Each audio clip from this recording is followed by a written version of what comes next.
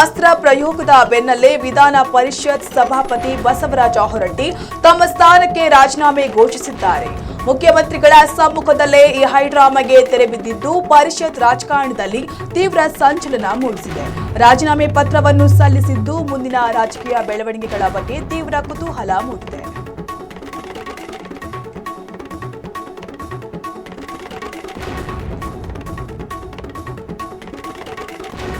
ನೂತನ ಸಚಿವರಿಗೆ ಇಂದು ಸಂಜೆಯೊಳಗೆ ಖಾತೆ ಹಂಚಿಕೆಯಾಗುವ ಸಾಧ್ಯತೆ ಇದೆ.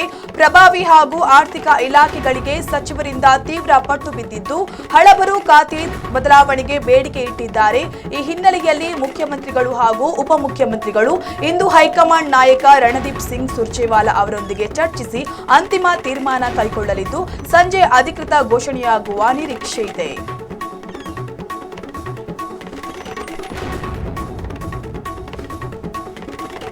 ಸಚಿವ ಸ್ಥಾನಕ್ಕಾಗಿ ಹಿರಿಯ ಕಾಂಗ್ರೆಸ್ ಶಾಸಕ ಎಂ ಕೃಷ್ಣಪ್ಪ ತಮ್ಮ ಬಿಗಿಪಟ್ಟು ಮುಂದುವರೆಸಿದ್ದಾರೆ.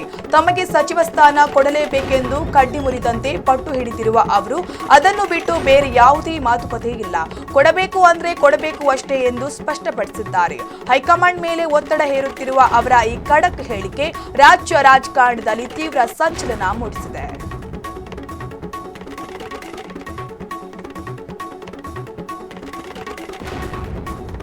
ಸಚಿವ ಸ್ಥಾನ ಸಿಗದ ಹಿನ್ನೆಲೆಯಲ್ಲಿ ಅಸಮಾಧಾನಗೊಂಡಿರುವ ಹಿರಿಯ ಶಾಸಕ ಎಂ ಕೃಷ್ಣಪ್ಪ ಅವರ ವಿಜಯನಗರ ನಿವಾಸಕ್ಕೆ ವಿಧಾನ ಪರಿಷತ್ ಸದಸ್ಯ ಬಿಕೆ ಹರಿಪ್ರಸಾದ್ ಭೇಟಿ ನೀಡಿ ಮಾತುಕತೆ ನಡೆಸಿದ್ದಾರೆ. ಇತ್ತೀಚೆಗೆ ಸುರ್ಜೇವಾಲಾ ಹಾಗೂ ಸಿಎಂ ಡಿಸಿಎಂ ಜೊತೆ ಸಭೆ ನಡೆದರೂ ಕೃಷ್ಣಪ್ಪ ಸಮಾಧಾನಗೊಂಡಿರಲಿಲ್ಲ. ಈ ನಿಟ್ಟಿನಲ್ಲಿ ಪಕ್ಷದ ಮುಖಂಡರು ಅವರ ವೈಮನಸ್ಸು ದೂರ ಮಾಡಲು ನಿರಂತರ ಪ್ರಯತ್ನ ಮುಂದುವರೆಸಿದ್ದಾರೆ.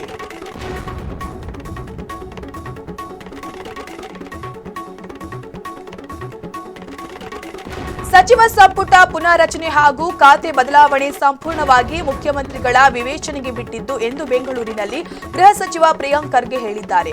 133 ಶಾಸಕರಿದ್ದರೂ ಕೇವಲ 30 ರಿಂದ 33 ಸಚಿವ ಸ್ಥಾನಗಳಿರುವುದರಿಂದ ಎಲ್ಲರಿಗೂ ಅವಕಾಶ ಕಲ್ಪಿಸುವುದು ಕಷ್ಟ.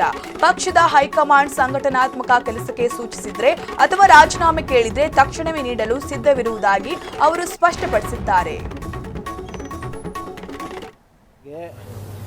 ಯಾವ ಜವಾಬ್ದಾರಿ ಕೊಡಬೇಕನ್ನೋದು ಮಾನ್ಯ ಮುಖ್ಯಮಂತ್ರಿಗಳ ವಿವೇಚನೆ.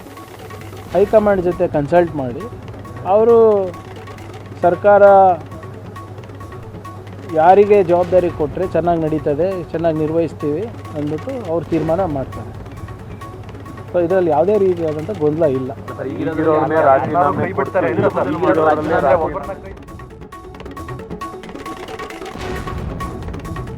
ಸಿದ್ದರಾಮಯ್ಯ ಮೇಲಿನ ಕೆಲವು ನಾಯಕರ ಮುನಿಸು ರಾಜಕಾರಣದಲ್ಲಿ ಸಾಮಾನ್ಯ ಎಂದು ಸಚಿವ ಪುಟ್ಟರಂಗ ಶೆಟ್ಟಿ ಸಮರ್ಥಿಸಿಕೊಂಡಿದ್ದಾರೆ. ಹನೂರಿನಲ್ಲಿ ಮಾತನಾಡಿದ ಅವರು, ರಾಜಕಾರಣದಲ್ಲಿ ಒಳ್ಳೆಯದು ಕೆಟ್ಟದ್ದು ಸಹಜ. ತಮಗೆ ಸಚಿವ ಸ್ಥಾನ ಸಿಗದಿದ್ದರೂ 2-3 ದಿನ ಮುನಿಸಿಕೊಳ್ಳುತ್ತಿದ್ದೆ. ಮುನಿಸಿಕೊಂಡಿರುವ ನಾಯಕರು ಶೀಘ್ರವೇ ಸಮಾಧಾನಗೊಳ್ಳಲಿದ್ದಾರೆ ಎಂದು ವಿಶ್ವಾಸ ವ್ಯಕ್ತಪಡಿಸಿದ್ದಾರೆ.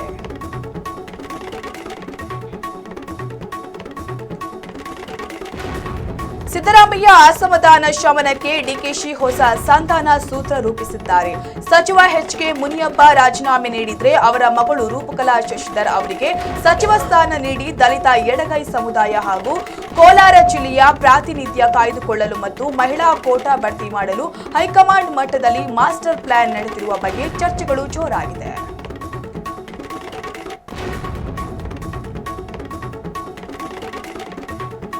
ಸಚಿವ ಸ್ಥಾನ ಕೈತಪ್ಪಿದ ಅಸಮಾಧಾನವನ್ನು ಶಮನಗೊಳಿಸಿರುವ ಶಾಸಕ ಎಂಸಿ ಸುಧಾಕರ್ ಮುಖ್ಯಮಂತ್ರಿಗಳನ್ನು ಭೇಟಿಯಾದ ಬಳಿಕ ತಮಗೆ ಯಾವುದೇ ಬೇಸರವಿಲ್ಲ ಎಂದು ಸ್ಪಷ್ಟಪಡಿಸಿದ್ದಾರೆ. 2028ರಲ್ಲಿ ಪಕ್ಷವನ್ನು ಮತ್ತೆ ಅಧಿಕಾರಕ್ಕೆ ತರಲು ಎಲ್ಲರೂ ಒಗ್ಗಟ್ಟಾಗಿ ಕೆಲಸ ಮಾಡುವಂತೆ ಹೈಕಮಾಂಡ್ ಆದೇಶಿಸಿದೆ ಎಂದು ತಿಳಿಸುವ ಮೂಲಕ ಮುನಿಸಿಗೆ ತೆರೆ ಎಳೆದಿದ್ದಾರೆ.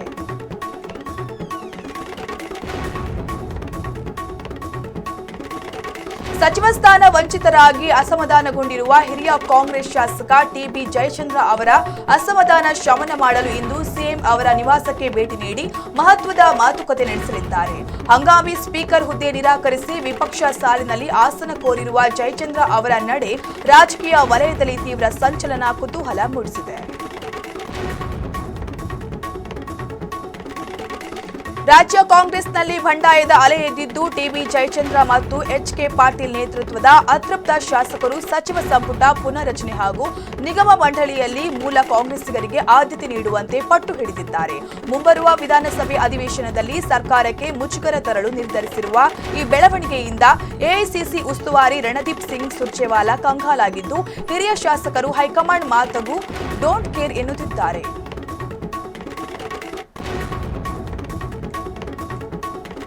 ಗದಗ ಜಿಲ್ಲೆಯಲ್ಲಿ ಹಿರಿಯ ಕಾಂಗ್ರೆಸ್ ನಾಯಕ ಎಚ್ಕೆ ಪಾಟೀಲ ಅವರಿಗೆ ಸಚಿವ ಸ್ಥಾನ ನೀಡುತ್ತಿರುವುದನ್ನು ಖಂಡಿಸಿ ಶಿರಹಟ್ಟಿ ತಾಲೂಕಿನ ತಂಗೋಡ ಗ್ರಾಮದಲ್ಲಿ ಕಾಂಗ್ರೆಸ್ ಕಾರ್ಯಕರ್ತರು ರಾಜ್ಯ ಹೆದ್ದಾರಿ ತಡೆದು ಪ್ರತಿಭಟನೆ ನಡೆಸಿದ್ರು. ಡಿಕೆ ಹೊನ್ನಪ್ಪನವರ ನೇತೃತ್ವದಲ್ಲಿ ನಡೆದ ಈ ಪ್ರತಿಭಟನೆಯಿಂದ ಕೆಲಕಾಲ ವಾಹನ ಸಂಚಾರ ಅಸ್ತವ್ಯಸ್ತಗೊಂಡಿತು. ಉತ್ತರ ಕರ್ನಾಟಕಕ್ಕೆ ಅನ್ಯಾಯವಾಗಿದ್ದು ತಕ್ಷಣವೇ ಪಾಟೀಲರಿಗೆ ಸಚಿವ ಸ್ಥಾನ ನೀಡಬೇಕೆಂದು ಕಾರ್ಯಕರ್ತರು ಆಗ್ರಹಿಸಿದ್ರು.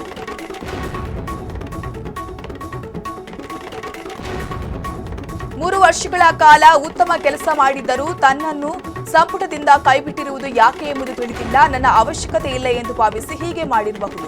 ಯಾರಿಗೆ ಮತ್ತು ಯಾವ ಭಾಗಕ್ಕೆ ಅನ್ಯಾಯವಾಗಿದೆ ಎಂಬುದನ್ನು ಜನರೇ ತೀರ್ಮಾನ ಮಾಡಲಿದ್ದಾರೆ ಎಂದು ಮಾಜಿ ಸಚಿವ ಮಂಕಾಳ ವೈದ್ಯ ಚಾಮುಂಡಿ ಬೆಟ್ಟದಲ್ಲಿ ಬೇಸರ ವ್ಯಕ್ತಪಡಿಸಿದ್ದಾರೆ. ಸಮಯಕ್ಕೆ ಸರಿಯಾಗಿ ಕಚೇರಿಗೆ ಬನ್ನಿ, ಇಲ್ಲದಿದ್ದರೆ ಕ್ರಮ ಗ್ಯಾರಂಟಿ ಎಂದು ಸಚಿವ ವಿಜಯಾನಂದ ಕಾಶ್ಯಪ್ಪನವರ ಅಧಿಕಾರಿಗಳಿಗೆ ಎಚ್ಚರಿಕೆ ನೀಡಿದ್ದಾರೆ. ಬಾಗಲಕೋಟೆಯಲ್ಲಿ ನಡೆದ ಬರ ನಿರ್ವಹಣಾ ಸಭೆಯಲ್ಲಿ ಮಾತನಾಡಿದ ಅವರು, ಜನರ ಸಮಸ್ಯೆಗಳಿಗೆ ಸ್ಪಂದಿಸದಿದ್ರೆ ಮತ್ತು ಶಾಸಕರ ಫೋನ್ ಕರೆಗಳನ್ನು ಸ್ವೀಕರಿಸದಿದ್ರೆ ಸಹಿಸುವುದಿಲ್ಲ ಎಂದರು. ಎಲ್ಲ ಶಾಸಕರ ನಂಬರ್ ಸೇವ್ ಮಾಡಿಕೊಳ್ಳುವಂತೆ ಅಧಿಕಾರಿಗಳಿಗೆ ಕಟ್ಟುನಿಟ್ಟಿನ ಸೂಚನೆ ನೀಡಿದ್ದಾರೆ.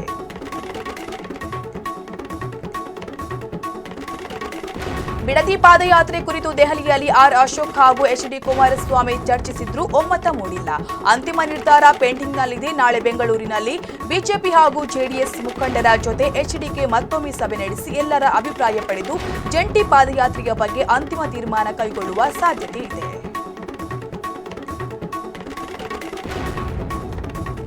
ರಾಯಚೂರು ಜಿಲ್ಲೆಯಲ್ಲಿ ತೀವ್ರಗೊಂಡಿರುವ ಬರ ಪರಿಸ್ಥಿತಿಯನ್ನು ಸಚಿವ ಡಾಕ್ಟರ್ ಅಜಯ್ ಧರ್ಮಸಿಂಗ್ ಇಂದು ಬೆಳಿಗ್ಗೆ ವಿವಿಧ ತಾಲೂಕುಗಳಲ್ಲಿ ನೇರ ವೀಕ್ಷಣೆ ನಡೆಸಿದ್ರು. ರಾಯಚೂರು ತಾಲೂಕಿನ ಯಕ್ಲಸಾಪುರದಲ್ಲಿ ಶಾಸಕರು ಹಾಗೂ ಹಿರಿಯ ಅಧಿಕಾರಿಗಳೊಂದಿಗೆ ಜಮೀನುಗಳಿಗೆ ಭೇಟಿ ನೀಡಿದ ಸಚಿವರು ಮಳೆ ಇಲ್ಲದೆ ಒಣಗಿ ಹೋಗಿರುವ ಹತ್ತಿ ಮತ್ತು ತೊಗರಿ ಸೇರಿದಂತೆ ವಿವಿಧ ಬೆಳೆಗಳ ಹಾನಿಯನ್ನು ಪರಿಶೀಲಿಸಿ ರೈತರ ಅಹವಾಲುಗಳನ್ನು ಆಲಿಸಿದರು. ವಿಜಯನಗರ ಜಿಲ್ಲೆಯ ಕೊಟ್ಟೂರು ತಾಲೂಕಿನ ಗಜಾಪುರದಲ್ಲಿ ಸಚಿವ ಜಮೀರ್ ಅಹಮದ್ ಖಾನ್ ಬರ ಪರಿಸ್ಥಿತಿಯನ್ನು ವೀಕ್ಷಿಸಿದ್ರು. ಕೂಡ್ಲಿಗಿ ಶಾಸಕ ಡಾಕ್ಟರ್ ಎನ್.ಟಿ. ಶ್ರೀನಿವಾಸ್, ಜಿಲ್ಲಾಧಿಕಾರಿ ಕವಿತಾ ಎಸ್. ಮನಿಗೇರಿ, ಎಸ್ಪಿ ಜಾಹ್ನವಿ ಹಾಗೂ ಜಿಲ್ಲಾ ಪಂಚಾಯತ್ ಸಿಇಒ ನೌಕ್ಜಾನ್ ಮಹಮ್ಮದ್ ಸಾಥ್ ನೀಡಿದ್ರು. ಬರಪೀಡಿತ ಪ್ರದೇಶಗಳಲ್ಲಿ ಕೈಗೊಂಡಿರುವ ಪರಿಹಾರ ಕಾರ್ಯಗಳ ಕುರಿತು ಸ್ಥಳದಲ್ಲಿದ್ದ ಅಧಿಕಾರಿಗಳಿಂದ ಸಚಿವರು ಮಾಹಿತಿ ಪಡೆದುಕೊಂಡು ಅಗತ್ಯ ಸೂಚನೆಗಳನ್ನು ನೀಡಿದರು. ಆಯ್ಕೆ ಮಾಡಿ ಅಲಾಟ್ ಮಾಡಿದ್ರು. ಆ ಜಿಲ್ಲೆ ಎಲ್ಲ ತಾಲೂಕನ್ನ ವಿಸಿಟ್ ಕೊಟ್ಟು ಮಾಹಿತಿ ರಿಪೋರ್ಟನ್ನು ಕೊಡೋಕೆ ಹೇಳಿದ್ರು.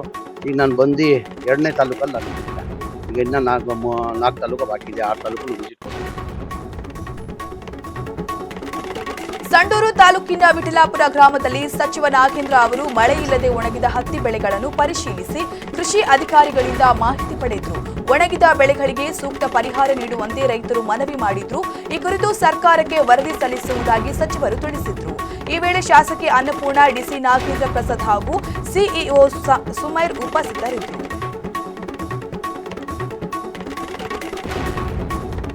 ಮಳೆಯಿಲ್ಲದೆ ಬೆಳೆ ಒಣಗಿ ಕಂಗಾಲಾಗಿರುವ ಅನ್ನದಾತರ ಸಂಕಷ್ಟ ಮುಂದುವರೆದಿದೆ. ಗದಗ ತಾಲೂಕಿನ ಶಿರಂಜ ಗ್ರಾಮದ ರೈತ ಶಂಕರಪ್ಪ ಗುಡ್ಡದ ಮಳೆ ಕೈಕೊಟ್ಟಿದ್ದರಿಂದ 4 ಎಕರೆ ಪ್ರದೇಶದಲ್ಲಿದ್ದ ಮೆಕ್ಕೆಜೋಳ ಬೆಳೆಗೆ ಕುರಿ ಮೇಕೆಗಳನ್ನು ಮೇಯಿಸಿ ನಾಶಪಡಿಸಿದ್ದಾರೆ. 1 ಎಕರೆಗೆ 25ರಿಂದ 30 ಸಾವಿರ ರೂಪಾಯಿ ಖರ್ಚು ಮಾಡಿದ್ದ ಅವರು ಸಾಲ ಧೂಳದಲ್ಲಿ ಸಿಲುಕಿದ್ದಾರೆ. ಜಿಲ್ಲೆಯಲ್ಲಿ ಬರದ ಛಾಯೆ ಮೂಡಿದ್ದು ಸರ್ಕಾರ ಕೂಡಲೇ ಬರ ಪೀಡಿತವೆಂದು ಘೋಷಿಸಿ ಪರಿಹಾರ ನೀಡಬೇಕೆಂದು ರೈತರು ಆಗ್ರಹಿಸಿದ್ದಾರೆ.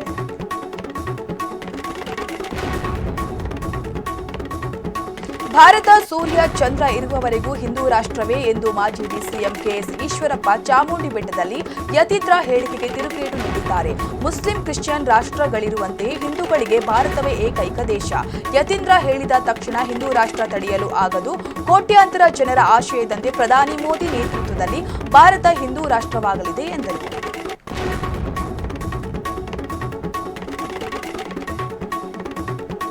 ಹಿಂದೂ ರಾಷ್ಟ್ರ ವಿರೋಧಿ ಹೇಳಿಕೆ ನೀಡಿದ ಯತೀಂದ್ರ ಸಿದ್ದರಾಮಯ್ಯ ವಿರುದ್ಧ ವಾಗ್ದಾಳಿ ನಡೆಸಿರುವ ಕೇಂದ್ರ ಸಚಿವೆ ಶೋಭಾ ಕರಂದ್ಲಾಜೆ, ಯತೀಂದ್ರ ತಮ್ಮ ತಾಯಿಯ ಬಳಿ ತೆರಳಿ ನಮ್ಮ ಸಂಸ್ಕೃತಿ, ಧರ್ಮ ಹಾಗೂ ಆಚರಣೆ ಯಾವುದು ಎಂದು ಪ್ರಶ್ನಿಸಲಿ ಎಂದು ಚಾಮುಂಡಿ ಬೆಟ್ಟದಲ್ಲಿ ತಿರುಗೇಟು ನೀಡಿದ್ದಾರೆ.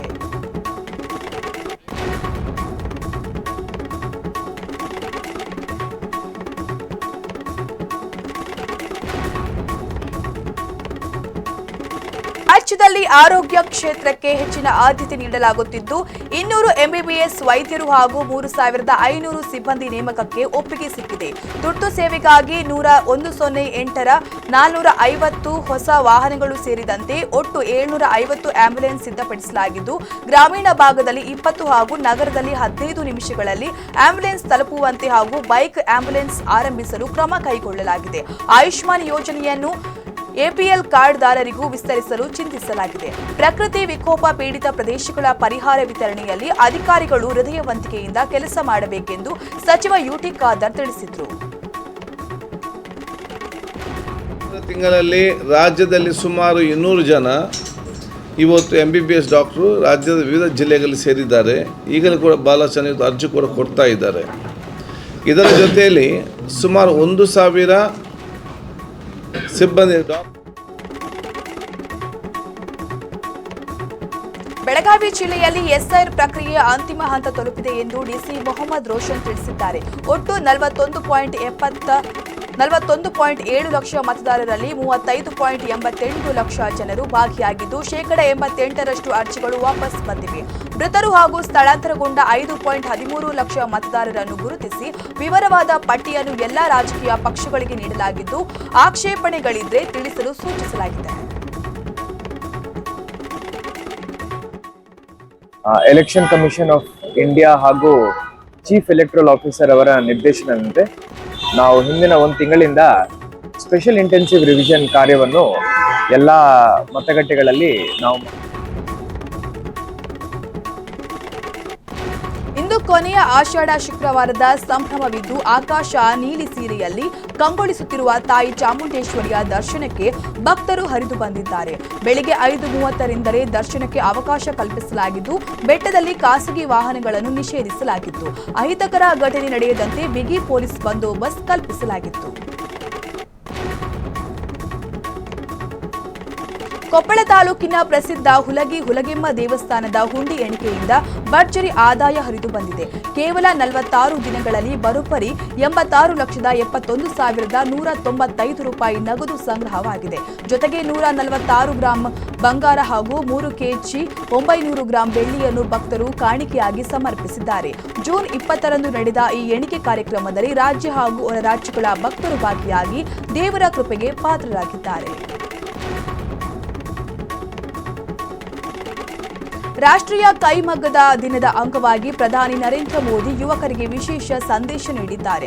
ಫ್ರೆಂಡ್ಶಿಪ್ ಡೇ ಮಾದರಿಯಲ್ಲಿ ಕೈಮಗ್ಗ ದಿನ ಆಚರಿಸಲು ಕರೆ ನೀಡಿರುವ ಅವರು ಕೈಮಗ್ಗದ ಉಡುಪುಗಳನ್ನು ಧರಿಸಿ ಸಾಮಾಜಿಕ ಜಾಲತಾಣಗಳಲ್ಲಿ get ready with me video ಮಾಡುವಂತೆ ಯುವ ಜನತೆಗೆ ನೀಡಿದರು.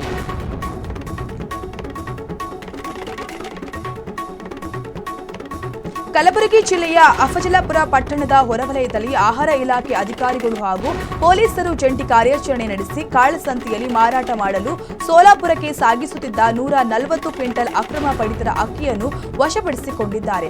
ಅಂದಾಜು 4.76 ಲಕ್ಷ ರೂಪಾಯಿ ಮೌಲ್ಯದ ಅಕ್ಕಿ ಹಾಗೂ ಟೆಂಪೋ ವಾಹನವನ್ನು ಜಪ್ತಿ ಮಾಡಲಾಗಿದೆ.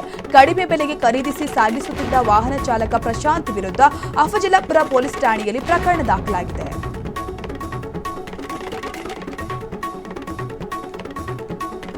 ಮೇಕೆದಾಟು ಕುರಿತು ಸರ್ವಪಕ್ಷ ಸಭೆಯ ಅಗತ್ಯವಿಲ್ಲ ಎಂದು ತಮಿಳುನಾಡು ಸಿಎಂ ವಿಜಯ್ ಕರ್ನಾಟಕದೊಂದಿಗೆ ಮಾತನಾಡುವುದರಲ್ಲಿ ತಪ್ಪೇನಿದೆ ಎಂದು ಪ್ರಶ್ನಿಸಿದರು.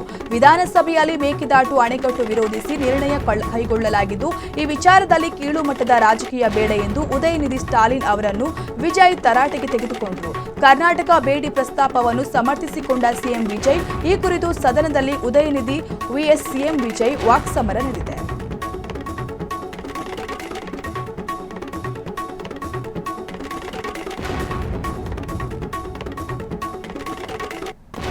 ಯಾದಗಿರಿ ನಗರದ ಹೊರವಲಯದಲ್ಲಿ ಭೀಮಾ ನದಿ ಅಪಾಯದ ಮಟ್ಟ ಮೀರಿ ಹರಿಯುತ್ತಿದ್ದು, ಗುರಸೊಣಗಿ ಬ್ಯಾರೇಜ್ನಿಂದ 1 ಲಕ್ಷ ಕ್ಯೂಸೆಕ್ ನೀರು ಬಿಡುಗಡೆ ಮಾಡಲಾಗಿದೆ.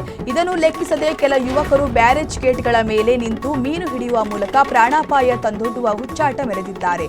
ಜೀವಹಾನಿಯಾಗುವ ಮುನ್ನ ನದಿ ತೀರದಲ್ಲಿ ಪೊಲೀಸರನ್ನು ನಿಯೋಜಿಸಿ ಕಠಿಣ ಕ್ರಮ ಕೈಗೊಳ್ಳುವಂತೆ ಸ್ಥಳೀಯರು ಜಿಲ್ಲಾಡಳಿತಕ್ಕೆ ಆಗ್ರಹಿಸಿದ್ದಾರೆ.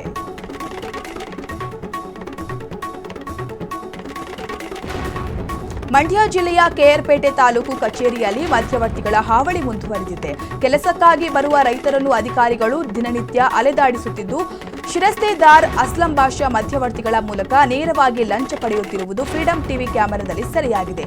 ಸ್ವತಃ ಶಾಸಕರೇ ತರಾಟೆಗೆ ತೆಗೆದುಕೊಂಡರೂ ಈ ಭ್ರಷ್ಟ ಅಧಿಕಾರಿಯ ಡೀಲಿಂಗ್ ಮಾತ್ರ ಕ್ಯಾರೆ ಎನ್ನದೆ ಜೋರಾಗಿ ನಡೆಯುತ್ತಿದ್ದು, ಸಿಎಂ ಶಿವಕುಮಾರ್ ಅವರು ಈ ಬಗ್ಗೆ ಕಠಿಣ ಕ್ರಮ ಕೈಗೊಳ್ಳಬೇಕಿದೆ.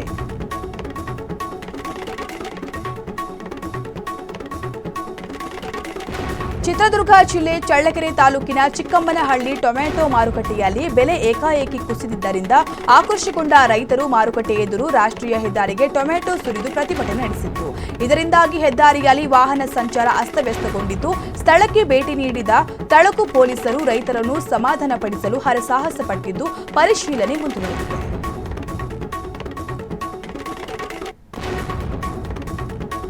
ಚಿಕ್ಕಬಳ್ಳಾಪುರ ತಾಲೂಕಿನ ಯಲಗಲಹಳ್ಳಿ ಕ್ರಷರ್ ಝೋನ್ ಬಳಿ ರೈತರು ರಸ್ತೆಗೆ ಟ್ರ್ಯಾಕ್ಟರ್ ಅಡವಿಟ್ಟು ಬೃಹತ್ ಪ್ರತಿಭಟನೆ ನಡೆಸಿದ್ದಾರೆ.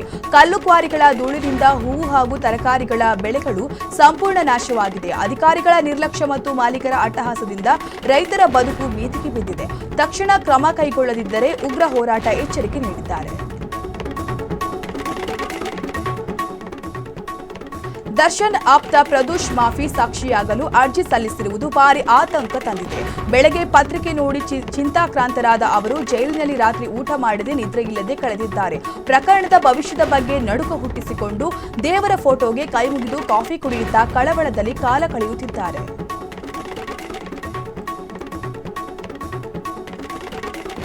ಸಿಎಂಆರ್ಎಸ್ ಅಧಿಕಾರಿಗಳ ತಪಾಸಣೆಗೆ ಹಿನ್ನೆಲೆಯಲ್ಲಿ ಇಂದು ರಾತ್ರಿ ಹಸಿರು ಮಾರ್ಗದಲ್ಲಿ ಮೆಟ್ರೋ ಸೇವೆಗಳಲ್ಲಿ ತಾತ್ಕಾಲಿಕ ಬದಲಾವಣೆ ಮಾಡಲಾಗಿದೆ. ಶುಕ್ರವಾರ ರಾತ್ರಿ 10:30ರಿಂದ 11 ಗಂಟೆಯವರೆಗೆ ಯಶವಂತಪುರದಿಂದ ಮಾಧಾವರ ನಡುವೆ ಪ್ರತಿ 20 ನಿಮಿಷಕ್ಕೊಂದು ರೈಲು ಸಂಚರಿಸಲಿದೆ. ಆದರೆ ಮಾಧಾವರದಿಂದ ರೇಷ್ಮೆ ಸಂಸ್ಥೆಯವರೆಗೆ ಎಂದಿನಂತೆ ರೈಲು ಸಂಚಾರವಿರಲಿದೆ ಎಂದು ಬಿಎಂಆರ್ಸಿಎಲ್ ತಿಳಿಸಿದೆ. ಸನಾತನ ಧರ್ಮದ ಹೆಗ್ಗುರುತಾದ ಗೋಮಾತೆಯನ್ನು ರಾಜ್ಯದ ಪ್ರಾಣಿಯನ್ನಾಗಿ ಘೋಷಿಸಬೇಕು ಹಾಗೂ ಗೋ ಹತ್ಯೆಯನ್ನು ಸಂಪೂರ್ಣವಾಗಿ ನಿಷೇಧಿಸಿ ಕಾಯ್ದೆಯನ್ನು ಬಲಪಡಿಸಬೇಕು ಎಂದು ರಾಜ ಋಷಿ ಕಾಲಜ್ಞಾನಿ ಗುರೂಜಿ ಮುಖ್ಯಮಂತ್ರಿ ಡಿಕೆ ಶಿವಕುಮಾರ್ ಅವರಿಗೆ ಕಳಕಳಿಯ ಮನವಿ ಮಾಡಿದ್ದಾರೆ. ಗೋ ಹತ್ಯೆ ವಿರೋಧಿಸುವವರಿಗೆ ಪ್ರಕೃತಿಯೇ ತಕ್ಕ ಪಾಠ ಕಲಿಸಲಿದೆ ಎಂದು ಗುರೂಜಿ ಎಚ್ಚರಿಕೆ ನೀಡಿದ್ದಾರೆ.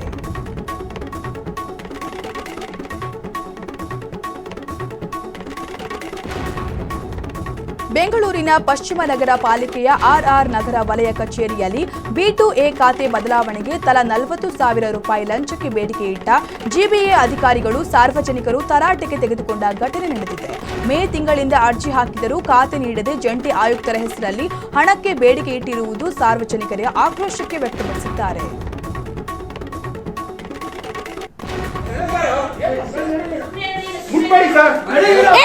ಟ್ರಾನ್ಸ್ಪ್ಲಾಂಟ್ ಪೇಷಂಟ್ ಮುಟ್ಬೇಡಿ, ಟ್ರಾನ್ಸ್ಪ್ಲಾಂಟ್ ಆಗಿದೆ ಮುಟ್ಬೇಡಿ. ಕಂಪ್ಲೇಂಟ್ ಈಗ ಕೊಡ್ತೀನಿ, ನಾನು ಕೊಡ್ತೀನಿ. ಟ್ರಾನ್ಸ್ಪ್ಲಾಂಟ್ ಪೇಷಂಟ್ ಸರ್, ನಾವು ನ್ಯಾಯವಾಗಿ ಕೇಳಕ್ ಬಂದಿದ್ದೀವಿ. ನಾವು ವಾಯ್ಸ್ ರೈಸ್ ಮಾಡಲಿಲ್ಲ. ಯಾರು ಮಾತಾಡಿದ್ರು ಏಕವಚನ ಬಾ ಕೆಳಗಡೆ ಬಂದು ಏನ್ ಅರ್ಥ ಸರ್ ಇವಾಗ ಇದು ಕೇಳೋದಲ್ಲ. ನಾವು ಒಂದೇ ಮಾತು ಕೇಳಿದ ಅಕ್ನಾಲೇಜ್ಮೆಂಟ್. ಎಲ್ಲಿ ಕೆಳಗಡೆ ಬರ ಕೇಳಿದ್ರಲ್ಲ, ಎಲ್ಲಿ ಅವರು ಗೌರ್ಮೆಂಟ್ ಆಫೀಸ್. ಗ್ರಾಹಕರಿಂದ ಹೆಚ್ಚುವರಿ ಹಣ ವಸೂಲಿ ಹಾಗೂ ಸೇವಾ ಶುಲ್ಕದ ಗೊಂದಲದ ಹಿನ್ನೆಲೆಯಲ್ಲಿ ಬೆಂಗಳೂರು ಹೋಟೆಲ್ ಅಸೋಸಿಯೇಷನ್ ಮುಖಂಡರು ಜೊಮ್ಯಾಟೊ ಸಿಇಒ ಆದಿತ್ಯ ಮಂಗಲ ಅವರನ್ನು ಭೇಟಿ ಮಾಡಿ ಚರ್ಚಿಸಿದ್ದಾರೆ. ಮಾಲೀಕರ ಗಮನಕ್ಕೆ ತರದೆ ಪ್ರಮೋಷನ್ ಮಾಡಬಾರದು, ಒಪ್ಪಿಗೆ ಇಲ್ಲದೆ ಕಮಿಷನ್ ಪಡೆಯಬಾರದು ಮತ್ತು ಜಿಎಸ್ಟಿ ಮೇಲಿನ ಸೇವಾ ಶುಲ್ಕ ರದ್ದುಪಡಿಸುವುದು ಸೇರಿದಂತೆ 6 ಪ್ರಮುಖ ಬೇಡಿಕೆಗಳ ಮನವಿ ಪತ್ರವನ್ನು ಸಲ್ಲಿಸಿ ಕಾರ್ಯಾಚರಣೆಯಲ್ಲಿ ಅಗತ್ಯ ಬದಲಾವಣೆ ತರುವಂತೆ ಒತ್ತಾಯಿಸಿದ್ದಾರೆ. ಹಜರತ್ ನಿಜಾಮುದ್ದೀನ್ನಿಂದ ಬೆಳಗಾವಿ ಮಾರ್ಗವಾಗಿ ಹುಬ್ಬಳ್ಳಿಗೆ ಬರುತ್ತಿದ್ದ ರೈಲು ಸಂಖ್ಯೆ 12630 ಇದರಲ್ಲಿ ಡೆಲಿವರಿ ಬಾಯ್ ಅವಧಿ ಮುಗಿದ ಪ್ಯಾಕೆಟ್ ಆಹಾರವನ್ನು ಪ್ರಯಾಣಿಕನಿಗೆ ನೀಡಿದ್ದಾನೆ. ಪ್ಯಾಕೆಟ್ ಮೇಲೆ ನಮೂದಿಸಿದ ದಿನಾಂಕ ಮುಗಿದಿದ್ದರೂ ಮಾರಾಟ ಮಾಡಿರುವುದನ್ನು ಕಂಡು ಪ್ರಯಾಣಿಕ ಆಕ್ರೋಶ ವ್ಯಕ್ತಪಡಿಸಿದ್ದಾರೆ. ದೂರು ದಾಖಲಾಗುತ್ತಿದ್ದಂತೆ ಎಚ್ಚೆತ್ತ ಸಿಬ್ಬಂದಿ ಪರಿಶೀಲನೆ ನಡೆಸಿದ್ದು ರೈಲ್ವೆ ಇಲಾಖೆ ಅಧಿಕಾರಿಗಳು ಕಠಿಣ ಕ್ರಮ ಕೈಗೊಳ್ಳುವಂತೆ ಆಗ್ರಹಿಸಿದ್ದಾರೆ.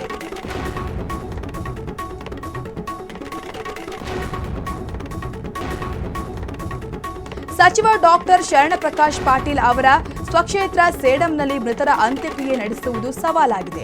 ಕಲಬುರಗಿ ಜಿಲ್ಲೆಯ ಸೇಡಂ ತಾಲೂಕಿನ ಕಮಲಾವತಿ ನದಿಯಾಚೆ ಮಾದಿಗ ಸಮಾಜದ ರುದ್ರಭೂಮಿ ಇದೆ. ತುಂಬಿ ಹರಿಯುವ ನದಿಯಲ್ಲಿ ಜೀವದ ಹಂಗು ತೊರೆದು ಟ್ರ್ಯಾಕ್ಟರ್ ಮೂಲಕ ಶವ ಸಾಗಿಸಿ ಕೈ ಹಿಡಿದು ನದಿ ದಾಟಿ ಅಂತ್ಯಕ್ರಿಯೆ ನೆರವೇರಿಸುವ ದುಸ್ಥಿತಿ ಮುಂದುವರೆದಿದೆ.